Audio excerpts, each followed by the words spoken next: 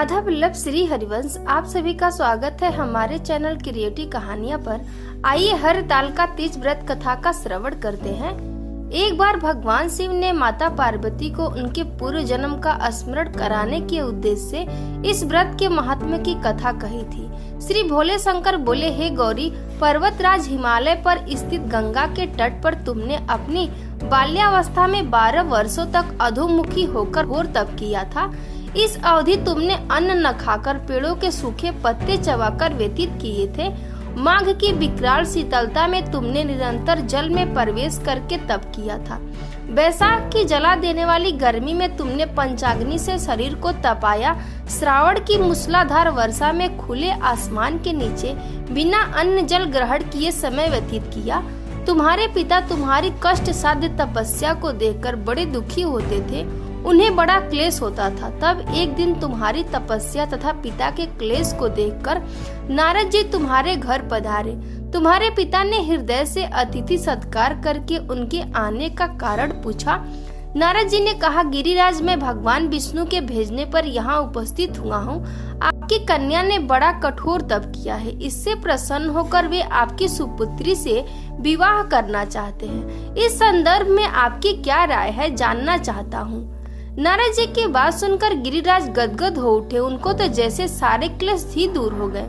प्रसन्नचित होकर वे बोले, श्रीमान, यदि स्वयं विष्णु मेरी कन्या का वरण करना चाहते हैं तो भला मुझे क्या आपत्ति हो सकती है। वे तो साक्षात ब्रह्म हैं। हे महर्षि, यह तो हर पिता की इच्छा होती है कि उसकी पुत्री सुख संपदा से युक्त पति के घर की लक्ष्मी बने। की सार्थकता इसी में है कि पति के घर जाकर उसकी पुत्री पिता के घर से अधिक सुखी रहे। तुम्हारे पिता की स्वीकृति पाकर नारद जी विष्णु के पास गए और उनसे ब्याह के निश्चित होने का समाचार सुनाया। मगर इस विवाह संबंध की बात जब तुम्हारे कान में पड़ी तो तुम्हारे दुख का ठिकाना न रहा। तुम्हारी एक सखी ने तुम्हारी इस मानसिक दशा को समझ लिया और उसने तुमसे उस विक्षिप्तता का कारण जानना चाहा। तब तुमने बताया, मैंने सच्चे हृदय से भगवान शिव शंकर का वरण किया है, किंतु मेरे पिता ने मेरा विवाह विष्णु जी से निश्चित कर दिया है। मैं विचित्र धर्म संकट में हूँ, अब क्या करूँ। प्राण छोड़ देने के अतिरिक्त अब कोई भी उपाय शेष नहीं बचा है। तुम्हारी सखी बड़ी ही समझदार और सूझबूझ वाली थी। उसने कहा, सखी, प्राण त्यागने का इसमें कारण ही क्या है। संकट के मौके पर धैर्य से काम लेना चाहिए। नारी के जीवन की सार्थकता इसी में है कि पति रूप में हृदय से जिसे एक बार स्वीकार कर लिया, जीवन पर्यंत उसी से निर्वाह करे। सच्ची आस्था और एक निष्ठा के समक्ष तो ईश्वर को भी समर्पण करना पड़ता है।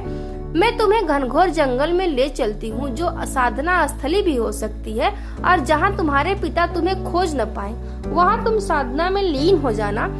मुझे विश्वास है कि ईश्वर अवश्य तुम्हारी सहायता करेंगे। तुमने ऐसा ही किया। तुम्हारे पिता तुम्हें घर पर न पाकर बड़े दुखी तथा चिंतित हुए। वे सोचने लगे कि तुम जाने कहाँ चली गई। मैं विष्णु जी से उसका विवाह करने का प्रण कर चुका हूँ। यदि भगवान विष्णु बारात लेकर आ गए और कन्या घर पर न हुई तो बड़ा अपमान होगा। मैं तो कहीं मुंह दिखाने के योग्य भी नहीं रहूंगा। यही सब सोचकर गिरिराज जी ने जोर शोर से तुम्हारी खोज शुरू करवा दी। इधर तुम्हारी खोज होती रही और उधर तुम अपनी सखी के साथ नदी के तट पर एक गुफा में मेरी आराधना में लीन थी। भाद्रपद शुक्ल तृतीया को हस्त नक्षत्र था। उस दिन तुमने रेत के शिवलिंग का निर्माण करके व्रत किया। रात भर मेरी स्तुति के गीत गाकर जागी। तुम्हारी इस कष्ट साध्य तपस्या के प्रभाव से मेरा आसन डोलने लगा। मेरी समाधि टूट गई। मैं तुरंत तुम्हारे समक्ष जा पहुंचा और तुम्हारी तपस्या से प्रसन्न होकर तुमसे वर मांगने के लिए कहा। तब अपनी तपस्या के फलस्वरूप मुझे अपने समक्ष पाकर तुमने कहा, मैं हृदय से आपको पति के रूप में वरण कर चुकी हूँ। यदि आप सचमुच मेरी तपस्या से प्रसन्न होकर आप यहाँ पधारे हैं तो मुझे अपनी अर्धांगिनी के रूप में स्वीकार कर लीजिए। तब मैं तथास्तु कहकर कैलाश पर्वत पर लौट आया। प्रातः होते ही तुमने पूजा की समस्त सामग्री को नदी में प्रवाहित करके अपनी सहेली सहित व्रत का पारण किया। उसी समय अपने मित्र, बंधु व दरबारियों सहित गिरिराज तुम्हें खोजते खोजते वहां आ पहुँचे और तुम्हारी इस कष्ट साध्य तपस्या का कारण तथा उद्देश्य पूछा। उस समय तुम्हारी दशा को देखकर गिरिराज जी अत्यंत दुखी हुए और पीड़ा के कारण उनकी आंखों में आंसू उमड़ आए थे। तुमने उनके आंसू पोंछते हुए विनम्र स्वर में कहा, पिताजी, मैंने अपने जीवन का अधिकांश समय कठोर तपस्या में बिताया है।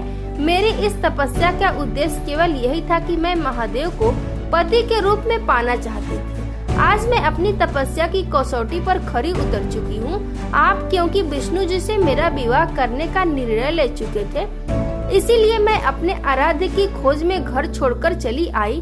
अब मैं आपके साथ इसी शर्त पर घर जाऊंगी कि आप मेरा विवाह विष्णु जी से न करके महादेव जी से करेंगे। गिरिराज जी मान गए और तुम्हें घर ले गए। कुछ समय के पश्चात शास्त्रोक्त विधि विधान पूर्वक उन्होंने हम दोनों को विवाह सूत्र में बांध दिया।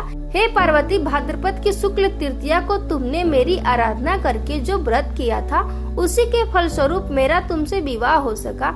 इसका महत्व यह है कि मैं इस व्रत को करने वाली कुंवारी कन्याओं को मनोवांछित फल देता हूँ। इसीलिए सौभाग्य की इच्छा करने वाली प्रत्येक युवती को यह व्रत पूरी एक निष्ठा तथा आस्था से करना चाहिए।